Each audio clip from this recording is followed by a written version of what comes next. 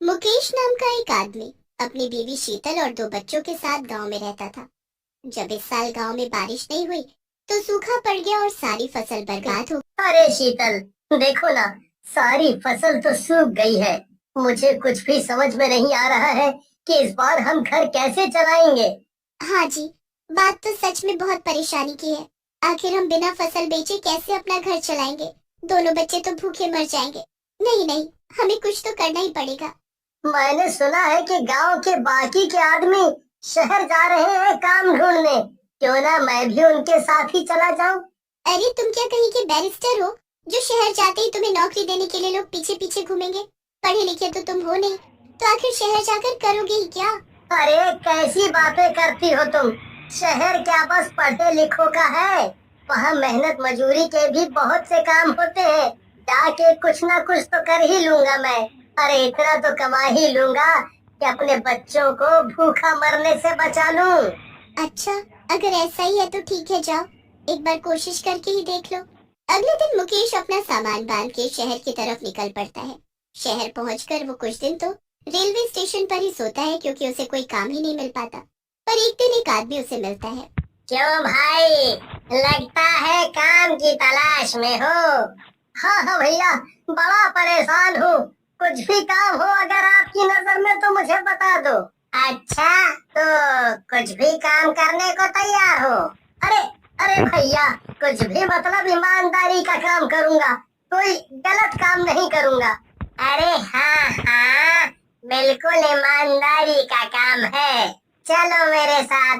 फिर वो आदमी मुकेश को लेकर एक बड़ी सी बिल्डिंग के पास जाता है। देखो, ये एक बहुत पुरानी बिल्डिंग है। कुछ ही दिनों में इसे गिराकर यहाँ एक बड़ा सा मॉल बनाया जाएगा। तो जब तक इसे गिराया नहीं जाता, तुम्हें यहाँ ही देखभाल करनी है। और हाँ, ज्यादा सवाल जवाब नहीं करने हैं। और यहाँ किसी से बातचीत तो बिल्कुल भी नहीं करनी है। बस खाली चौकीदारी करनी है।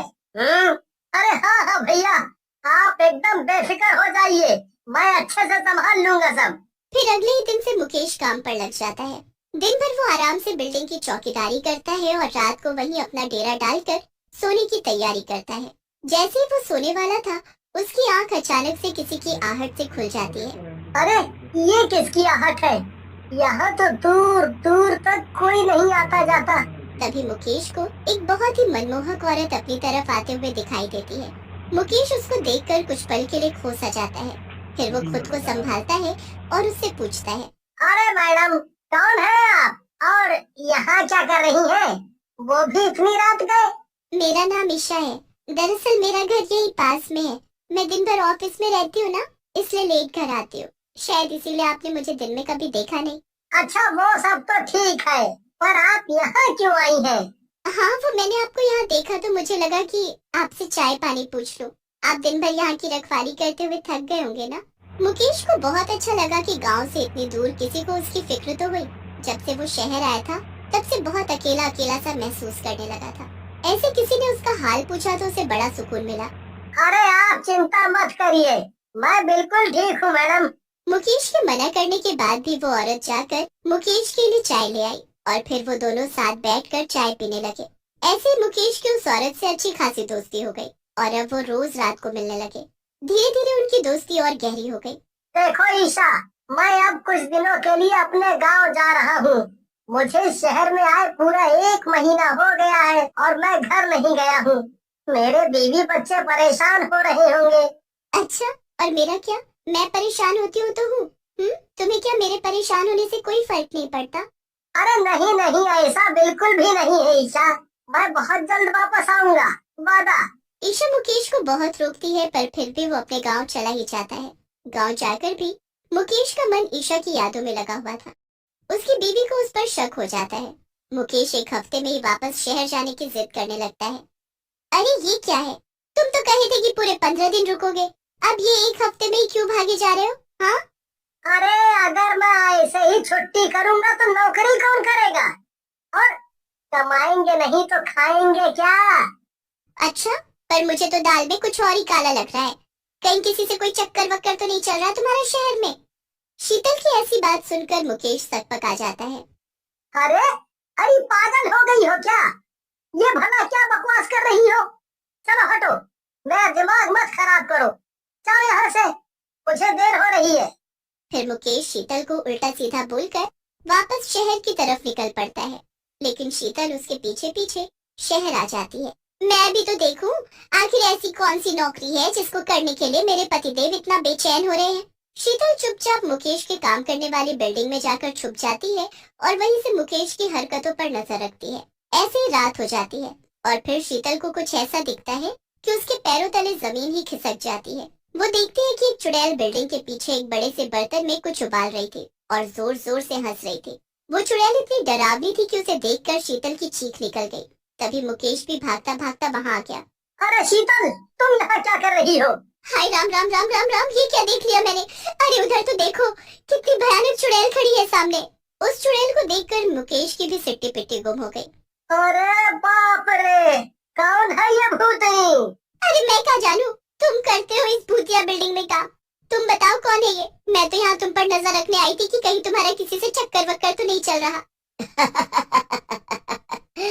अरे तब तो बिल्कुल सही जगह आई है, क्योंकि इसका चक्कर तो मुझसे ही चल रहा है। क्या? हे भगवान, अरे पागल आदमी, तुमने भूतनी से चक्कर चला लिया। अरे तुम्हारा दिमाग खराब हो गया है क्या? क्या मैं पागल हो गया हूँ जो ऐसा करूँगा? अरे नहीं मुकेश, मैं वही हूँ, तुम्हारी ईशा, जिससे तुम रोज रात देर तक बातें करते थे। क्या? तो तू भूतनी है? हाँ, और मैं इसी बिल्डिंग में रहती हूँ, इसलिए कोई इस बिल्डिंग में रहने नहीं आता और इसे गिराने वाले हैं। मेरी आत्मा को शांति नहीं मिली है और मैं सालों से यहाँ भटक रही हूँ। जब तक कोई मेरे लिए अपनी जान की बलि नहीं चढ़ाता, तब तक मुझे शांति नहीं मिलेगी। फिर तू यहाँ आया और तुझे मैं अच्छी लगने लगी। मैं रोज तुझे ये चाय पिलाती थी जिसमें मेरा जादू टोना था, ताकि तू धीरे धीरे मेरे वश में आ जाए और मैं तेरी बलि चढ़ा दूं। जैसे ही तू मेरे वश में आने वाला था, तूने गांव जाने की जिद पकड़ ली, लेकिन अब तू वापस आ गया है ना, अब मैं तुझे मारकर मुक्ति पालूंगी। अरे चुड़ैल, तेरे ये इरादे थे? वाह वाह वाह, तो तुमने एक चुड़ैल के साथ अफेयर किया। बहुत बढ़िया, बहुत बढ़िया, मरो अब। अरे कैसी बातें कर रही हो शीतल, मुझे इससे बचाओ, ये मुझे मार डालेगी। हाँ तो मारती है तो मार दे, मुझे क्या, आखिर तुमने मुझे धोखा ही तो दिया है। अब तुझे कौन बचाएगा मुझसे? चुड़ैल और मुकेश का ध्यान आपस में भटका के शीतल धीरे से चुड़ैल के पीछे जाती है और अपने पास से भगवान की शक्तियों वाली भभूत निकालकर उसके ऊपर फेंक देती है। इससे वो चुड़ैल भयंकर आग में जलने लगती है। अरे ये तूने क्या किया? मुझे जला दिया। थोड़ी देर में वो चुड़ैल जलकर राख हो जाती है। अरे ये तुमने कैसे किया शीतल? अरे ये पूजा की भभूत तो मैं इसलिए लेकर आई थी कि इससे तुम्हारी सब बुरी शक्तियों से रक्षा होगी, लेकिन मैंने नहीं सोचा था कि ये इस चुड़ैल को मारने के काम आ जाएगी। मुझे माफ कर दो शीतल, मैंने अपनी जिंदगी का सबसे बड़ा सबक सीख लिया है। मैं अब ऐसी गलती दोबारा कभी नहीं करूँगा। हाँ। फिर शीतल मुकेश को माफ कर देती है और वो लोग खुशी खुशी एक नई जिंदगी जीने लगते हैं।